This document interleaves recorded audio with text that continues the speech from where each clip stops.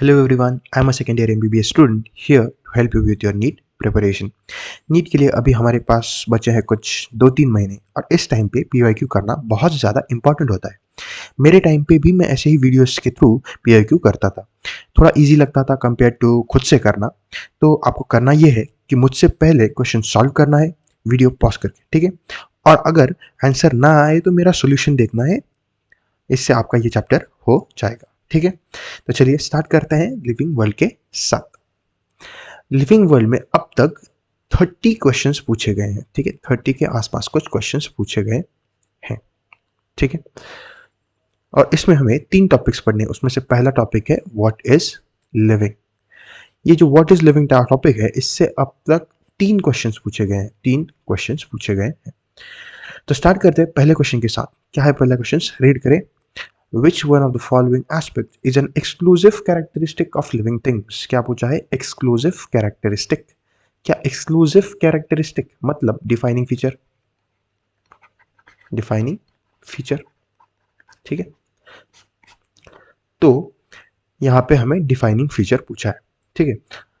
देखते हैं पहला ऑप्शन क्या है? Isolated metabolic reactions occurring in vitro। क्या ये defining feature है? नहीं, ये डिफाइनिंग फीचर नहीं है। इससे इसी बहाने एक पॉइंट आपको याद दिला देता हूं कि isolated metabolic reactions occurring in vitro are living reactions. जी हाँ, are living reactions. But are they living things? No, they are not living things. NCERT का स्टेटमेंट है, सोचा आपको याद दिला दूं, ठीक है? चलिए अगला option, increase in the mass from inside only. देखिए पहले अगर देखा जाए पहली नजर में तो ये ऑप्शन हमें करेक्ट लग सकता है, ठीक है? लेकिन एनसीईआरटी के हिसाब से इंक्रीज इन मास क्या है? ग्रोथ। इंक्रीज इन मास क्या है? ग्रोथ। क्या ग्रोथ डिफाइनिंग फीचर है? जी नहीं, ग्रोथ डिफाइनिंग फीचर नहीं है। लेकिन आप कहोगे यहाँ पे तो लिखा है कि फ्रॉम इनसाइड ओनली, तो ये इंट्रिंसिक ग्रोथ हो गया, ठीक है? चलो आपका ये फैक्टर कंसिडर करते हैं कि यहाँ पे इंट्रिंसिक ग्रोथ दिया हुआ है, ठीक है? इसको होल्ड पे रखते हैं बी ऑप्शन को और सी ऑप्शन की तरफ हम बढ़ते हैं, ठीक है? पढ़िए सी। क्या क्या है C option? perception of events happening in the environment and their memory। देखिए perception of events happening in the environment and their memory, क्या ये हमें कॉन्शियसनेस की तरफ इंडिकेट? कॉन्शियसनेस, यस, ये हमें कॉन्शियसनेस की तरफ इंडिकेट कर रहा है। तो इन दोनों में से अगर देखा जाए बी और सी में से मोर करेक्ट कौन सा है? यहाँ पे ग्रोथ इंक्लूड की जा रही है, ठीक है? भले इंटेंसिव ग्रोथ हो लेकिन ग्रोथ तो है, और यहाँ पे दिया है कॉन्शियसनेस। तो इन दोनों में से अगर मोर करेक्ट की तरफ हम जाए तो हमारा ऑप्शन सी ये आंसर हो जाएगा, ठीक है? चलो अगले क्वेश्चन की तरफ बढ़ते हैं। क्या है question? The living organisms can be unexceptionally distinguish from non living things on the basis of their ability for. ठीक है, क्या है? वही सवाल पूछा है, लिविंग के नॉन लिविंग से कैसे डिफरेंशिएट करना है डिफाइनिंग फीचर्स के बेसिस पे। डिफाइनिंग फीचर्स, ठीक है? कौन सा डिफाइनिंग फीचर है यही पूछा है इसमें, ठीक है? पहला ऑप्शन क्या है? Interaction with the environment and progressive evolution. Interaction with the environment, क्या ये कॉन्शियसनेस? जी हाँ, कॉन्शियसनेस। कॉन्शियसनेस क्या ये डिफाइनिंग फीचर है, लेकिन इसमें एक और चीज़ ये है कि प्रोग्रेसिव एवोल्यूशन, क्या एवोल्यूशन डिफाइनिंग फीचर है? नहीं है, इवोल्यूशन डिफाइनिंग फीचर नहीं है। क्यों नहीं है? क्योंकि इवोल्यूशन किसी भी एक ऑर्गेनिज्म में ऑब्जर्व नहीं किया जा सकता। इवोल्यूशन होने के लिए हजारों लाखों करोड़ों साल लगते हैं और इस टाइम की स्टडी हम नहीं कर सकते, तो ये हमारा डिफाइनिंग फीचर नहीं है, ठीक है? तो ये हमारा ऑप्शन नहीं हो सकता। अगला क्या ऑप्शन है? रिप्रोडक्शन। ठीक है, हमें तो पता ही है रिप्रोडक्शन तो डिफाइनिंग फीचर है ही नहीं। तीसरा क्या है? Growth and movement. फिर आ गया ग्रोथ, क्या ग्रोथ डिफाइनिंग फीचर है? नहीं, तो ये भी गया ऑप्शन। लास्ट ऑप्शन है क्या? Responsiveness to touch. देखिए रिस्पॉन्सिवनेस टू टच फिर से हमें कॉन्शियसनेस की तरफ इंडिकेट कर रहा है। क्या है? कॉन्शियसनेस। क्या कॉन्शियसनेस ये डिफाइनिंग फीचर है? हाँ है। तो क्या ये हमारा आंसर है? हाँ, ये हमारा आंसर है, ठीक है? अगला क्वेश्चन क्या है? अगला question, biological organisation starts with. ठीक है, बायोलॉजिकल ऑर्गेनाइजेशन स्टार्ट्स विथ, क्या कब कैसे होती है बायोलॉजिकल ऑर्गेनाइजेशन स्टार्ट?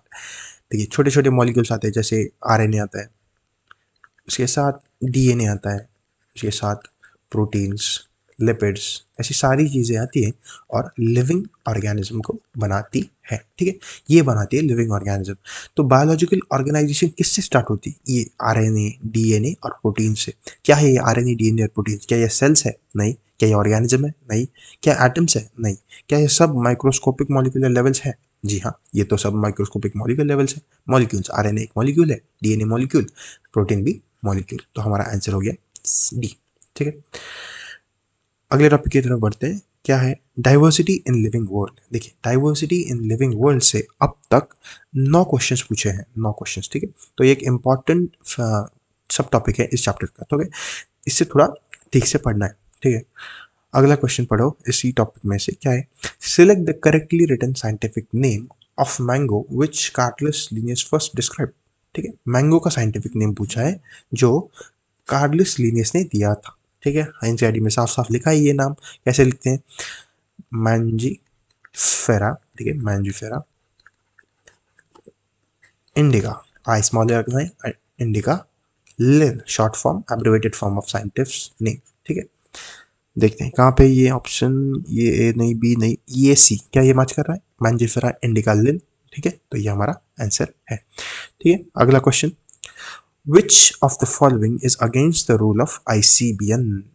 ठीक है, ICBN international code of biological nomenclature. क्या बायोलॉजिकल नॉमेनक्लेचर? नहीं, international code for botanical nomenclature. याद रखना है, बायोलॉजिकल नहीं है, बोटानिकल नॉमेनक्लेचर है। ठीक है, इसके कुछ रूल्स है, तो वो रूल्स हमें पता है। ठीक है, वन बाय वन पढ़ते हैं। क्या है पहला option? Hand written scientific names should be underline. क्या ये सही है? हाँ सही है। हैंड रिटन, जब भी हम हाँ किसी साइंटिफिक नेम को हाथ से लिखते हैं तो उसे हैंड रिटन करना उसे अंडरलाइन करना पड़ता है। ठीक है, अगला option, every species should have a specific name and specific, sorry sorry गलती हो गई, every species should have a generic name and specific epithet. बस बिल्कुल सही, ये एक स्पेसिफिक नेम और उसका जीनस मतलब जेनेरिक नेम और स्पेसिफिक एपिथेट, इससे ही बनता है बायोनॉमियल नोमेनक्लेचर, तो ये भी बिल्कुल सही है। तीसरा option, scientific names are in Latin and should be italicised. क्या ये सही है? बिल्कुल सही है, इनका ओरिजिन भी लैटिन से होता है और इन्हें लिखते वक्त इटैलिसाइज किया जाता है। ठीक है, तो ये भी करेक्ट हो गया। अभी लास्ट ऑप्शन क्या है? Generic and scientific names should be written starting with small letters. ये गड़बड़ है, यहाँ पे गड़बड़ है, क्योंकि ये दोनों के लिए बोल रहा है कि स्टार्टिंग स्मॉल लेटर से करनी है। क्या यह सही है? नहीं, स्पीशीज का तो हम स्मॉल लेटर से स्टार्ट करते हैं, लेकिन जेनेरिक नेम जो है वो कैपिटल लेटर से स्टार्ट करना होता है। ठीक है, फॉर एग्जाम्पल हमने अभी अभी देखा, देखो ये देखो, मैंजीफेरा इंडिका लिन में एम को कैपिटल रखा है और आई को स्मॉल रखा है, तो ये हो गया हमारा करेक्ट आंसर, क्योंकि ये स्टेटमेंट गलत है। ठीक है, अगला क्वेश्चन पढ़ते हैं। Nomenclature is govern by certain universal rules. ठीक है, which of the following is contrary to the nomenclature. वही है, सेम सवाल पूछा है। ठीक, देखो सवाल रिपीट हुआ है, तो 2016 में ये सवाल था और 2019 में भी ये सवाल पूछा गया है। ठीक है, ऑप्शंस पढ़ो। क्या है? The names are written in Latin and are italicised. बिल्कुल सही, अभी अभी हमने पढ़ा है। दूसरा, when written by hand the names are to be underlined. ये भी पढ़ा है हमने, अभी अभी सवाल किया है और ये सही है स्टेटमेंट। तीसरा, biological names can be written in any language. चलो, हमें हमारा आंसर मिल गया, हमें हमारा आंसर मिल गया। क्या है? Biological names can be written in any language. क्या है इसका correct? They are Latin, they are Latin and when written they are italicised, italicised. ठीक है, ये तो ये हमारा ऑप्शन हमें 3 नंबर का मिल गया। अगला क्वेश्चन, आईसीबीएन स्टैंड्स फॉर, अभी अभी बताया मैंने आईसीबीएन। क्या है ICBN? International code of biological. क्या बायोलॉजिकल? नहीं, बोटानिकल नॉमेनक्लेचर। देखिए कंफ्यूज नहीं होना है, बोटानिकल। इसको याद रखने की एक ट्रिक बताता हूँ। देखो, ICZN पता है आपको, international code of zoological nomenclature. तो अगर एक जू के लिए है तो एक बॉटनी के लिए भी होगा, तो आपको कंफ्यूजन नहीं होगा बायोलॉजी और बॉटनी के बीच में। ठीक है, यहाँ पे जू है तो यहाँ पे बॉटनी जरूर होगा। तो international code of botanical nomenclature, देखो ढूंढो ऑप्शन में कहा है international code of botanical nomenclature. देखिए पहला ही ऑप्शन है। ठीक है, मिल गया आंसर। अगला 8 क्वेश्चन, क्या है? Biosystematic M set. ठीक है, क्या है biosystematic? Biosystematic taxonomy plus phylogeny. Taxonomy और फाइलोजेनी को अगर हम मिला दे तो बायोसिस्टमैटिक बनता है। टैक्सोनॉमी में क्या क्या आता है? Characterisation, identification, classification and nomenclature. उसके साथ अगर फाइलोजेनी को इंक्लूड किया जाए तो बायोसिस्टमैटिक बनता है। ठीक है। तो पढ़ो ऑप्शंस में क्या है। पहला option, the classification of organism based on broad morphological characters, क्या इसमें है? वो नहीं है। ठीक है। Delimiting factors, delimiting various taxa of organism and establishing their relationships, बिल्कुल नहीं। ठीक है। The classification of organism based on their evolutionary history, देखो इवोल्यूशनरी हिस्ट्री, फाइलोजेनी का मतलब होता है इवोल्यूशनरी रिलेशनशिप्स। ठीक है, ये आ गया हमारे पास एक। दूसरा क्या है? And establishing their phylogeny. ठीक है, अब तो फाइलोजेनी वर्ड आ गया, तो हमें हमारा आंसर मिल गया। ठीक है, चलो अगले क्वेश्चन की तरफ बढ़ते हैं। क्या है अगला question? The term the book Genera Plantarum was written by, easy है, बेतमन होकर ने इस बुक को दिया था। जनरली ये पूछा नहीं जाएगा, फिर भी बेतमन होकर याद रखो।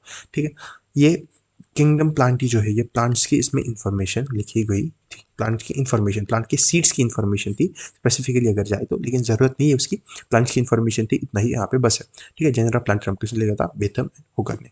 ठीक है।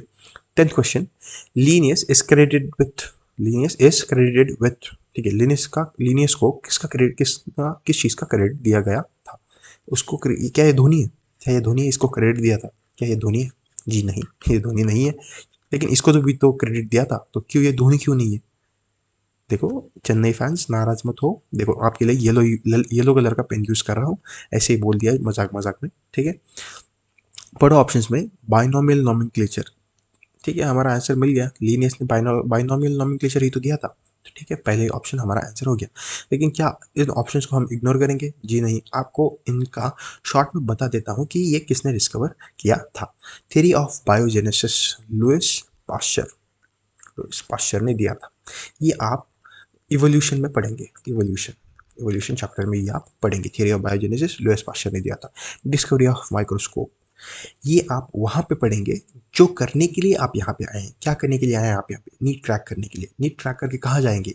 एमबीबीएस करेंगे, एमबीबीएस करेंगे, ये आप एमबीबीएस में पढ़ेंगे। तो ये मैं आपको यहाँ पे नहीं बताऊंगा। ठीक है, माइक्रोबायोलॉजी के पहले ही चैप्टर में ये सब दिया हुआ है, तो यहाँ पे हम ये सब नहीं बताएंगे। ठीक है, वहाँ पे पढ़ने के लिए भी कुछ छोड़ देते हैं ना।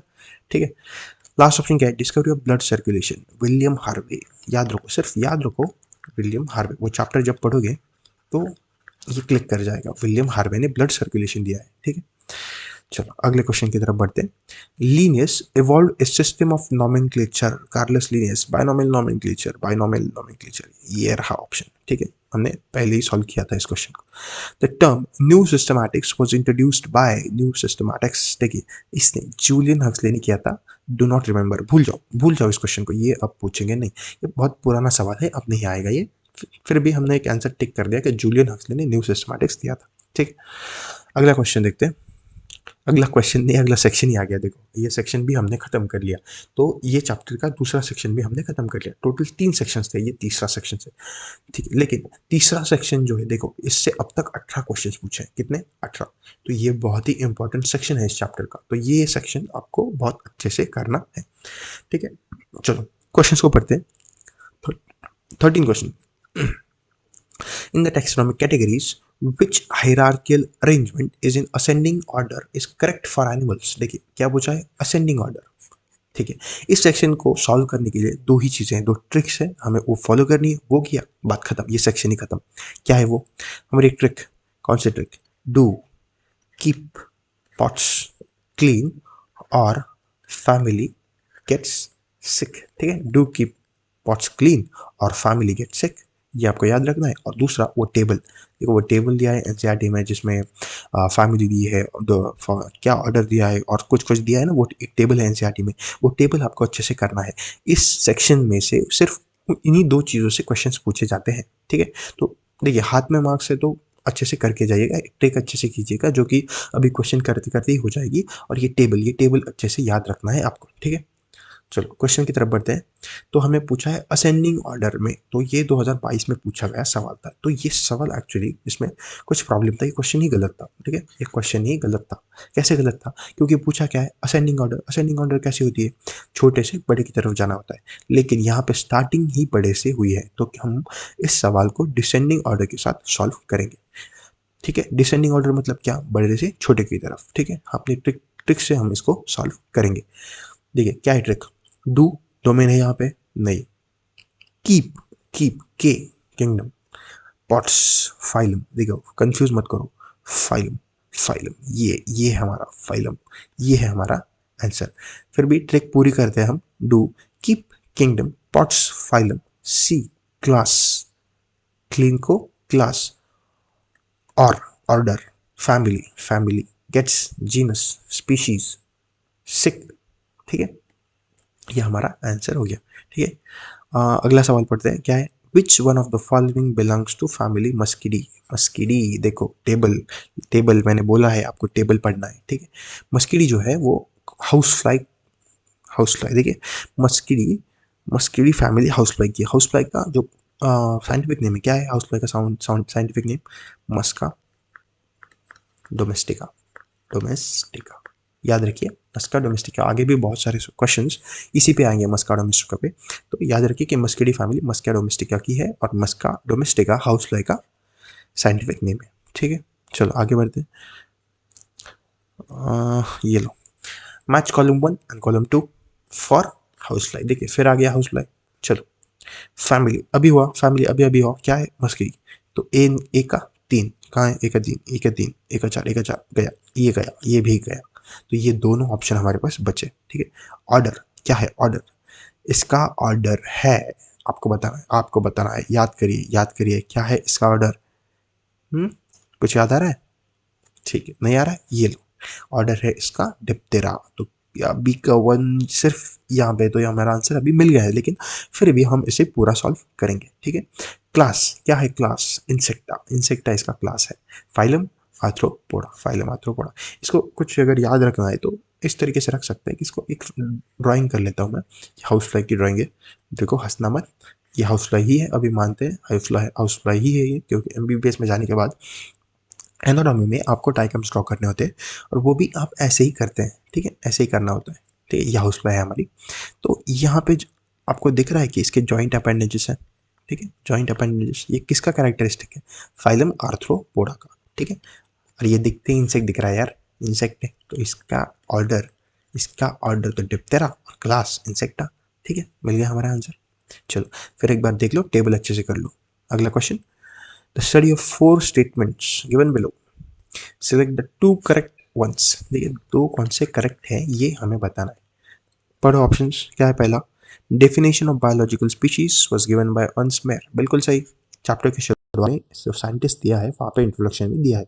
तो इससे क्या सीखने को मिलता है कि हर चैप्टर के स्टार्टिंग में जो भी साइंटिस्ट दिया है उसका कॉन्ट्रीब्यूशन पढ़ना है। ठीक है, next option, photo period does not affect reproduction in plants, ये तो गलत है। क्यों नहीं करता? फोटो पीरियड अफेक्ट करता है यार, फोटो है रिप्रोडक्शन ऑफ प्लांट्स में अफेक्ट करता है। ठीक है, तीसरा, binomial nomenclature system was given by R H Whittaker. चल पागल बना रहा है क्या? आर एच विटेकर ने नहीं, कार्लस लीनियस ने दिया था, हमें पता है, तो ये भी गलत है। Last, in unicellular organisms reproduction is synonymous with growth. ठीक है, यूनिसेल्युलर ऑर्गेनिज्म, हमने एक टर्म पढ़ी थी, म्यूचुअली इंक्लूसिव। ठीक है, यूनिसेल्युलर के लिए पढ़ ली थी म्यूचुअली इंक्लूसिव, और मल्टीसेल्युलर के लिए क्या पढ़ा था? म्यूचुअली एक्सक्लूसिव, मतलब अलग अलग। लेकिन यूनिसेल्युलर दिया है तो म्यूचुअली इंक्लूसिव, इंक्लूसिव मतलब क्या? वन, मतलब सिमिलर, एक ही है। In unicellular organism reproduction is synonymous with growth, बिल्कुल सही है। ठीक है, तो ये दोनों ऑप्शन हमें मिल गए, एक और डी। कहाँ है ए और डी? ये थर्ड ऑप्शन हमारा करेक्ट है। चलो अगले क्वेश्चन की तरफ बढ़ते हैं। The common characteristic between tomato and potato will be maximum at the level of their। ठीक है, बहुत ही अच्छा क्वेश्चन है ये, अच्छा क्वेश्चन है। देखो इसको हम जनरली गलत करते हैं और समझ भी नहीं पाते इसके पीछे का लॉजिक क्या है। तो ठीक है, मैं थोड़ा इजीली आपको समझाऊंगा।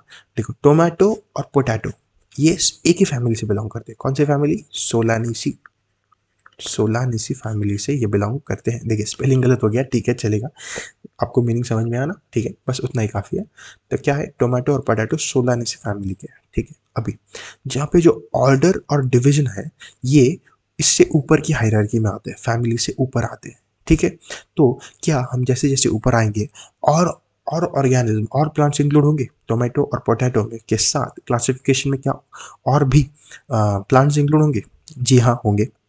तो क्या टोमेटो का स्पेसिफिक कैरेक्टर जो पहले हम कंसिडर नहीं कर रहे थे क्योंकि वो पोटैटो के साथ फैमिली में है, क्या वो कंसिडर किया जाएगा ऊपर ऊपर जाते जाते?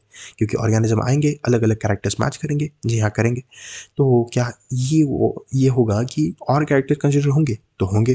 तो क्या सिमिलर कैरेक्टर्स ज़्यादा होंगे या कम होंगे? कम होंगे, क्योंकि बहुत सारे कैरेक्टर्स को कंसिडर किया जाएगा जो कि अलग होंगे टोमेटो और पोटैटो में। तो ये तो हमारे आंसर नहीं हो सकते। ठीक है, अभी देखो जीनस। जीनस अगर हम नीचे जाएं तो जीनस मतलब क्या? एक स्पेसिफिसिटी आती है। जीनस हमें देता है स्पेसिफिसिटी। स्पेसिफिसिटी टोमेटो का कुछ अलग जीनस होगा, पोटैटो का कुछ अलग होगा, उन जीनस के कुछ अलग कैरेक्टरिस्टिक होंगे, स्पेसिफिकेशंस होंगे। तो क्या सिमिलर कैरेक्टर्स बढ़ेंगे? जी नहीं, कम होंगे। ठीक है, तो ये भी हमारा आंसर नहीं है। तो क्या है हमारा आंसर? फैमिली। ठीक है, फैमिली में क्योंकि एक ही ऐसी जगह है जहाँ पे ये दोनों सबसे लीस्ट कॉमन प्लेस शेयर करते हैं क्लासिफिकेशन में। ठीक है, तो क्लासिफिकेशन में कॉमन प्लेस शेयर करते हैं, तो फैमिली हमारा आंसर हो गया। ठीक है, अगला question. Which of the following organisms is scientifically correctly named, correctly printed according to international rule of nomenclature and correctly described? देखिए बहुत ही लंबा सवाल हो गया, फिर भी मैं शॉर्ट में बताता हूँ आपको करना क्या है। कौन सा साइंटिफिक नेम करेक्टली लिखा है, उसका नाम करेक्टली दिया है और उसको डिस्क्राइब भी करेक्टली किया है। ठीक है, इसका आंसर हमें बताना है। फिर क्या है, ICBN, ICZN, वो ये सभी यही से क्वेश्चन यहाँ पे वापस आए हैं। ठीक है, पहला ऑप्शन क्या है? Musca domestica, the common house lizard. House lizard क्या है यार? क्या मस्का डोमेस्टिका हमारी हाउस फ्लाई, हमारी प्यारी सी हाउस फ्लाई लिजार्ड है? जी नहीं, ये तो लिजार्ड का खाना है। तो ये तो गया, ये हमारा ऑप्शन नहीं है। मस्का डोमेस्टिका मतलब common house fly, common house lizard नहीं। ठीक है, द प्लाज्मोडियम फाल्सिपेरम। ठीक है, Plasmodium falciparum a protozoan pathogen causing most serious type of malaria. क्या ये आपको पता है? जी नहीं, ये आपको पता नहीं होगा। ठीक है, ये आपको पता नहीं होगा, ये ऑप्शन सही है लेकिन प्लाज्मोडियम, प्लाज्मोडियम फाल्सिपारम ये जो एक पैथोजन है, ये प्रोटोजोन है। जी हाँ, ये प्रोटोजोन है। ये आपको ह्यूमन हेल्थ एंड डिजीज में और डिटेल में आएगा। तो जो प्लाज्मोडियम फाल्सिपारम है, ये प्रोटोजोन भी है और ये मलेरिया भी कॉज करता है। ठीक है, तो ये हमारा करेक्ट आंसर है। ठीक है, आपको ये अभी पता नहीं होगा क्योंकि ये अगले चैप्टर्स में आएगा, तो आपको नहीं भी पता होगा तो भी कोई बड़ी बात नहीं है। ठीक है, आपको बस याद रखना है कि प्लाज्मोडियम फाल्सिपारम एक प्रोटोजोन है और उससे मलेरिया होता है। ठीक है, आगे बढ़ते हैं, ऑप्शन फिर भी चेक करते हैं सारे। Phyllis Tigris and Indian tiger, बिल्कुल नहीं। फिलिस पैंथेरा टाइग्रिस इसका नाम होता है। क्या होता है? Panthera Tigris. ये फिलिस टाइगर, फिलिस मतलब कैट्स, बिल्कुल नहीं, ये आंसर नहीं है। ठीक है, इकोलाई, इशरिचिया कोलाई नहीं। यहाँ पे क्या लिखा है? एंटेमिबा कोलाई, बिल्कुल नहीं, एंटेमिबा नहीं, इशरिचिया कोलाई इसका नाम होता है। ठीक है, और ये बैक्टीरिया भी नहीं होता, ये होता है प्रोटोजोआ। प्रोटोजोआ होता है। ठीक है, प्रोटोजोआ। फिर एक बार स्पेलिंग गलत हो गई, फिर भी चलता है। ठीक है, 19th question. Which one of the following animals is matched with its particular taxonomic category? ठीक है, फिर वही सवाल, क्या सवाल है? टाइगर का टाइग्रिस, क्या ये स्पीशीज है? Panthera Tigris. ठीक है, पैंथेरा, मैंने अभी नाम बताया था आपको, पैंथेरा टाइग्रिस ये इंडियन टाइगर का नाम है। पैंथेरा टाइग्रिस, क्या ये जीनस है? जी हाँ है। क्या ये स्पेसिफिक एपिथेट है? क्या ये स्पीशीज है? हाँ है, स्पीशीज। तो क्या ये ऑप्शन सही है? हाँ बिल्कुल सही है। फिर भी अगले क्वेश्चन पढ़ते हैं। कटल फिश क्या है? मोलुस्का इसका क्लास है? मोलुस्का क्लास ही नहीं है, मोलुस्का क्या है? फाइलम। तो ये गया। सी, ह्यूमन प्राइमेट क्या ह्यूमन की फैमिली? बिल्कुल नहीं, होमिनिडी, होमिनिडी ह्यूमन की फैमिली है। प्राइमेट्स क्या है? उसकी ऑर्डर प्राइमेट्स। ठीक है, तो ये भी नहीं। लास्ट, हाउस फ्लाई मस्का ऑर्डर, बिल्कुल नहीं, क्योंकि मस्का डोमेस्टिका तो इसका नाम है, तो मस्का क्या हुआ? जीनस, ये हुआ इसका जीनस। तो बिल्कुल नहीं, ये भी नहीं है, तो हमारा ए ऑप्शन आंसर आ गया। ठीक है, 20th question. Species are considered as real unit of classification, lowest unit of classification, artificial concept of human mind, real units of classification devise by taxonomist. देखो डिवाइस नहीं किया था, एक्सप्लेन किया था scientist ने, और ये आर्टिफिशियल कंसेप्ट नहीं है, बिल्कुल नहीं है, क्योंकि हमें दिखता है। आर्टिफिशियल वगैरह कुछ नहीं, स्पीशीज हमें दिखती है यार, आर्टिफिशियल कैसे होंगी? ऑप्शन बी क्या है? Lowest unit of classification. क्या ये सही है? सही तो है, लेकिन पहला ऑप्शन देखो, basic units of classification, NCERT ने ये मेंशन किया कि वो बेसिक यूनिट है। तो ठीक है, ये भी सही है, गलत नहीं है, लेकिन एनसीईआरटी ये मेंशन करती है कि रियल बेसिक यूनिट है वो बेसिक यूनिट। तो हमारा आंसर हो गया ए ऑप्शन। ठीक है, तो सारे ऑप्शंस को आपको ठीक से पढ़ना है, ये ध्यान में रखिए आप।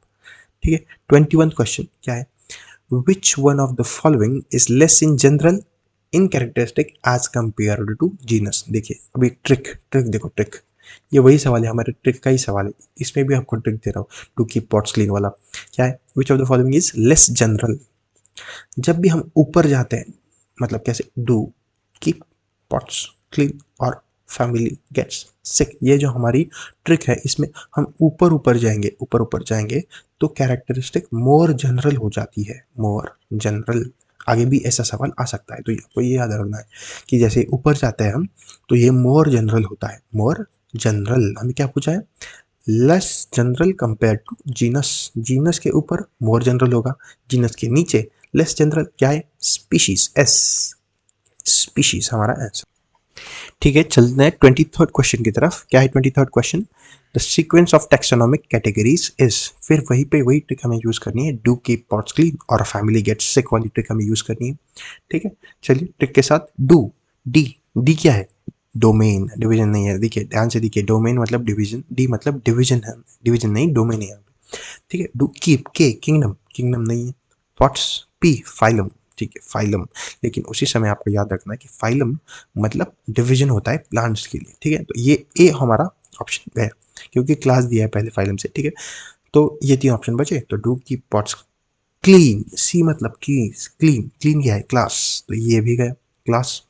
और देखिए ऑर्डर आ गया यहाँ पे क्या दिया, फैमिली, ऑर्डर के बाद आता है फैमिली, तो हमारा आंसर हमें मिल गया। ठीक है, अगले आगे बढ़ते हैं अगले क्वेश्चन के साथ।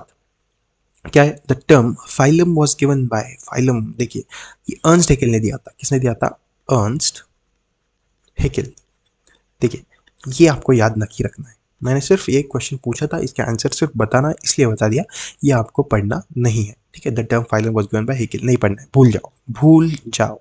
ठीक है, अगला question, a group of plants और animals with similar trade of any rank. देखिए जैसे ही एनी रैंक आता है यहाँ पे आंसर टैक्सॉन हो जाता है, किसी भी रैंक के ग्रुप को, प्लांट किसी भी एनिमल्स के स्पीशीज के ग्रुप को किसी एक रैंक पे, सॉरी स्पीशीज वर्ड यूज कर लिया मैंने। ठीक है, यहाँ पे क्या है, ग्रुप ऑफ प्लांट्स और animals with similar trade at any rank पे हमें टैक्सॉन होता है। ठीक है, टैक्सॉन हमारा आंसर है।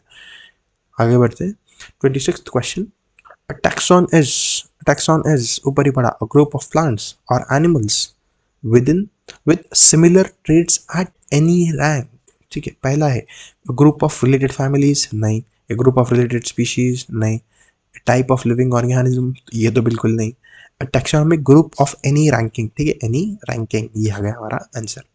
ठीक है, 27 क्वेश्चन, बेसिक यूनिट और स्मॉलेस्ट टैक्सॉन ऑफ टैक्सोनॉमी। देखिए स्मॉलेस्ट टैक्सॉन, देखो ये डू कीप पॉट्स क्लीन और फैमिली गेट्स सिक, क्या है, लोएस्ट क्या है, एस, सिक, सिक मतलब क्या, स्पीशीज, स्पीशीज। ठीक है, the static concept of species what put forward bye, देखिए इसका आंसर है लीनियस। ठीक है, पूछ सकते हैं क्योंकि लीनियस से रिलेटेड है यहाँ पे, तो ये सवाल आपको ये चीज़ याद रखिए कि स्टैटिक कंसेप्ट किसने दिया था, कार्लिस लीनियस ने। ठीक है, इसी के साथ हमारा जो लिविंग वर्ल्ड चैप्टर है, ठीक है, लिविंग वर्ल्ड यहाँ पे फिनिश होता है, लिविंग वर्ल्ड के सारे PYQs अब हमने कर लिए हैं। ठीक है, तो इसका जो पीडीएफ है मैं आपको नीचे डिस्क्रिप्शन में दे दूंगा। ठीक है, लेकिन फिर भी आपको एक और चीज़ मैं बताना चाहूँगा, देखिए पीडीएफ से आप क्या करेंगे, MCQ सॉल्व तो कर सकते हैं, लेकिन अगर आपको एक अच्छे फील के साथ MCQ सॉल्व करने, तो एक वेबसाइट है capsuleeducation.in, capsuleeducation.in, वहाँ पे क्या करूँगा मैं, आपको ये सारे MCQs एक टेस्ट के फॉर्मेट में दे दूंगा, टेस्ट के फॉर्मेट में आपको दे दूंगा, तो वहाँ पे जाके भी आप ये सॉल्व कर सकते हैं। देखिए फास्ट सॉल्व करना है तो वहाँ पे आप टाइमर के साथ इसे सॉल्व कर सकते हैं, तो मैं आपको रिकमेंड करूँगा कि ये PDF की बजाय आप जाएँ उस वेबसाइट पर और वहाँ पर ये टेस्ट अटेम्प्ट करें, और आपको इस टेस्ट को सॉल्व करने के लिए 20-25 मिनट लेना है। देखिए इससे ज़्यादा आपको नहीं लेना है, देखो मैंने भी नीट दी है, मैंने भी इसका एक्सपीरियंस लिया है, इसीलिए आपको बोल रहा हूँ कि 20 से 25 मिनट के ऊपर आपको इसको नहीं देना है, और एग्ज़ाम से पहले कम से कम 2 से 3 बार, 2 to 3 टाइम्स आपको ये क्वेश्चन सॉल्व करने हैं। ठीक है, 2 से 3 टाइम आपको एग्ज़ाम से पहले इन क्वेश्चन को सॉल्व करना ही करना है, क्योंकि पीवाईक्यूज़ का इम्पोर्टेंस मैं जानता हूँ, मैंने एग्ज़ाम दिया है। मेरी बात आप ध्यान से सुनिए, आपको इम्प्लीमेंट करना है जो मैं बोल रहा हूँ, क्योंकि 2 से 3 टाइम आप जब क्वेश्चन सॉल्व करेंगे, आपकी मेंटालिटी वैसी बनती है और लगभग सिमिलर क्वेश्चंस एग्ज़ाम में पूछते हैं, ठीक है? कुछ अलग क्वेश्चंस नहीं पूछेंगे, सिमिलर ही क्वेश्चन पूछेंगे। तो 2 से 3 टाइम एटलीस्ट हर एक चैप्टर आप एग्ज़ाम से पहले कंप्लीट कीजिए, ये मेरा आपको एक सजेशन है। इस चैप्टर के नोट्स भी मैं जल्दी ही अपलोड कर दूँगा, ठीक है? अपलोड करूँगा आपके लिए, ये उसी वेबसाइट पे या इसी यूट्यूब पे मैं वो सारे लेक्चर्स आपको दे दूँगा, ठीक है? चलिए, थैंक यू।